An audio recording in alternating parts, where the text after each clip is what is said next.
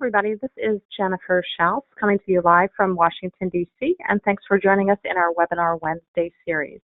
Today is December 19th, and it is the last Wednesday for us of webinars.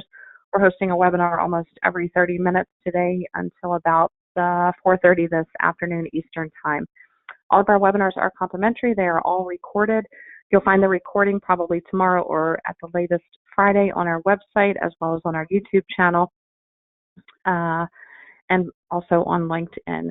You can find it on our website under the webinar section. There's a subsection called archived webinars. You'll find those there segmented by category. We've also got some upcoming events and classes that we're teaching in January. First is the one on the 15th, strategies for teaming, partnering, and subcontracting, and then a class later in the month on GSA schedules. To get to those links, you could find those on our website under the event section. We also do offer advertising in our weekly newsletter, which reaches 13,000 unique subscribers, or more than 13,000 now. And we are also starting something new with offering advertising in our 2019 webinar series. A little bit about us. We provide professional services for federal contractors. That includes both product and service companies. And our services range from training to market analysis reports to GSA schedules and more. You can find a full list on our website of our services. Brief blurb here on my background, but let's dig into today's topic, which is direct sales versus subcontracting for federal business. So short outline or agenda for today, I'm going to go through a quick overview of federal contracting, talk about both direct and subcontracting, meaning what are some of the pros, cons, and strategies. We'll talk about best practices, and I'll make some concluding remarks. We don't take questions in the interest of time. So if you do have questions, you can contact us directly. Contact information will be on the very last slide. Okay, so an overview, assuming that most of the folks that are dialing in today from across the country are small businesses, well, you and most businesses in the USA are also small businesses, with a good chunk of those being less than 5 employees.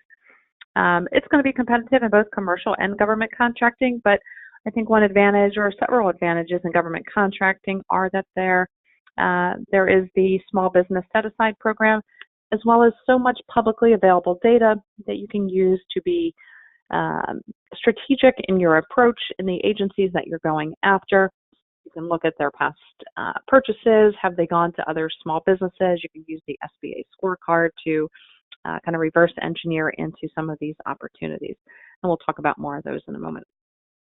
So the SBA has sets annual goals, 24% direct to small businesses. That means that the federal government has a goal of awarding 24% of their contracts directly to small businesses. And the breakdown there is going to be women-owned, women-owned, disadvantaged. Disadvantaged will include the 8As, hub zone, and the SDVOs. SDVO is the service disabled veteran owned. So 5% goes to women, and the 5% goes to the disadvantaged. 3% goes to the hub zone and the SDVOs. Subcontracting, this means that large businesses that hold a direct contract with the federal government need to parse out 36% of their contract to small businesses. So you can see the numbers larger there on the subcontracting piece, but either way you look at it, both angles are going to be competitive. So we talked about I alluded to reverse engineering using that SBA scorecard. That's where each agency will receive a letter grade based on how well they did on both the prime contracting as well as the direct contracting. So the prime contracting will take into effect the prime contractors that held contracts with that particular agency.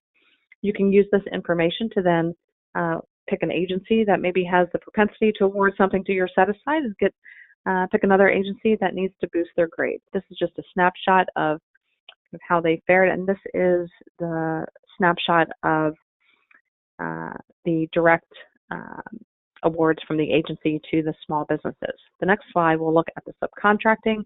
These are the prime contractors within each of those agencies and how they did with each of their goals. Hub zone always seems to be a challenge for the government. You want to check census data because that hub zone can sometimes move or expire after a certain amount of time. The trick there, hub zone is historically underutilized business zone. It's a geographic area, more granular than your zip code. And sometimes you can be in a hub zone, but the business right across the street is not. You also need to have 35% or more of your employees in a hub zone. It does not need to be the same hub zone as the business. It can be a hub zone in a different state, different city. But 35% or more of your employees must also be in a hub zone. It's a great way to kind of differentiate yourself and add some extra muscle to keeping some of the competition out. Government always likes to check that box for a hub zone. Direct contracting. These are, you're going after direct contracts with the government. Again, they've got to give at least 24% or compete at least 24% to the small businesses. Going direct is going to be a longer sales cycle. You'll probably need a little bit more staff, business development folks, spreading yourself across various events, conferences, trade shows, luncheons, associations for federal contractors, and more. If you're new to federal contracting, then you may not have the past performance, you may not have those direct relationships, and that's going to take time. Government's risk adverse, so they want to do work with somebody that they know has performed in this capacity, providing those products or implementing those services, preferably to other federal agencies. So it becomes kind of the chicken and the egg. How do you really break in?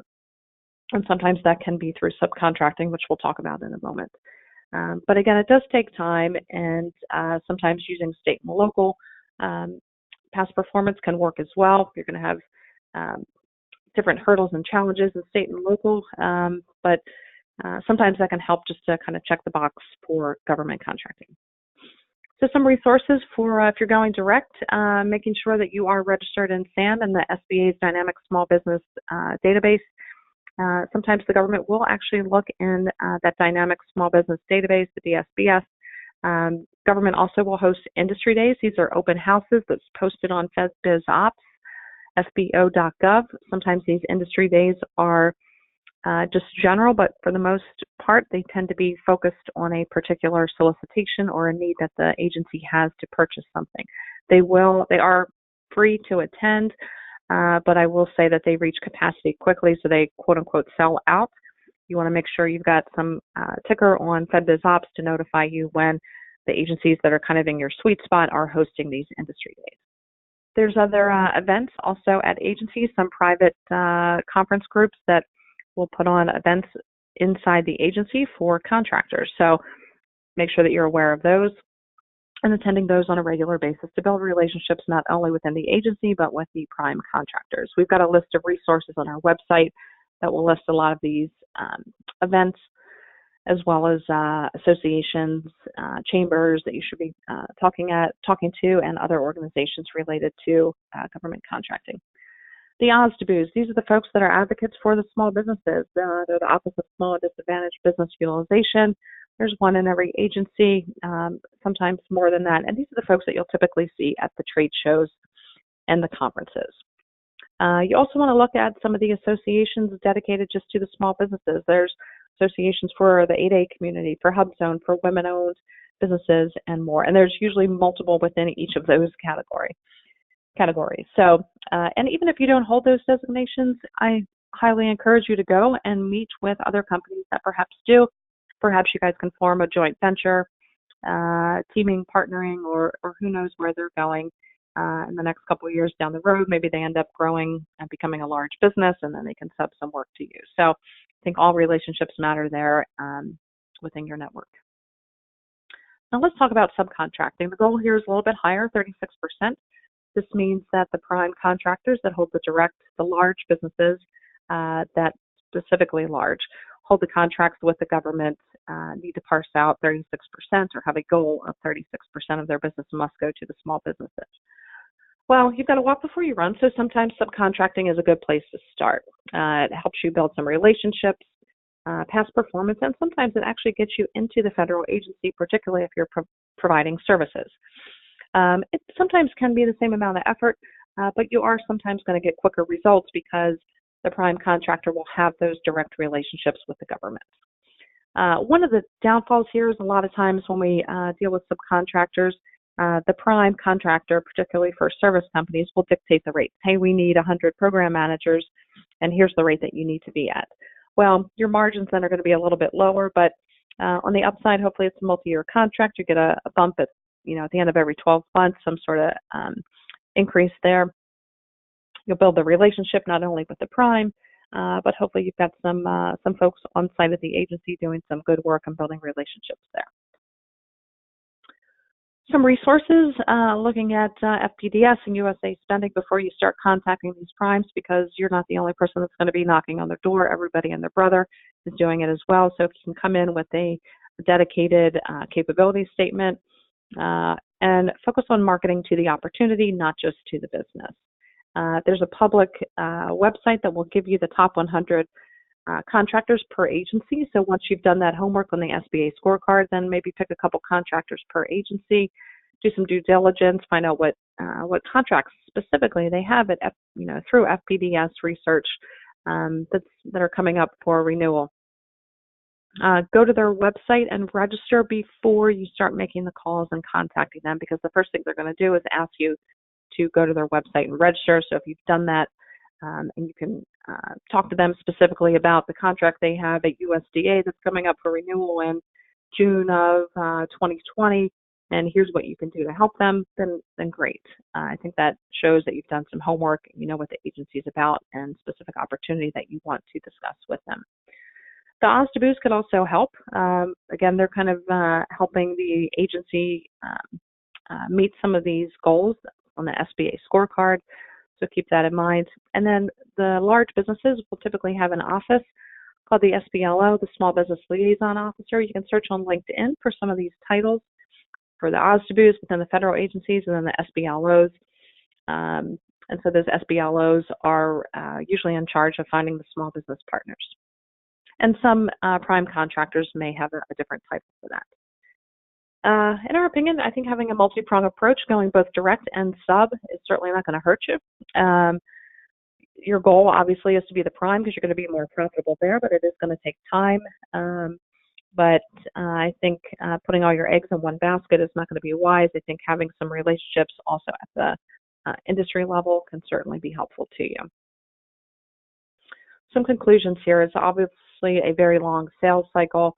It's going to take time and grit, day in, day out, going to the events, going to the conferences, shaking the hands, the industry days, knowing who the OSDBUs are, looking at the budget forecast, backing into that data to be strategic, knowing when to bid, when not to bid, and having the right resources on your team. You don't want to be everything to everybody, so be focused as far as what it is you are selling to the government and not going after every single agency. That'll be a waste of time and effort and money. Be really focused and strategic. Contract is a contract, but obviously you're going to have better margins going direct, but you're still going to need some revenue, so subcontracting can certainly work. And who knows, maybe at some point you end up purchasing the company that you're partnering with. Things can always can evolve from a small relationship. If you've got questions about federal government contracting, please call us at the number listed here or send us an email. We hope you'll join us today for the rest of our webinars. They will all be posted on our website and our YouTube channel, possibly by tomorrow or at the latest on Friday. Thanks again.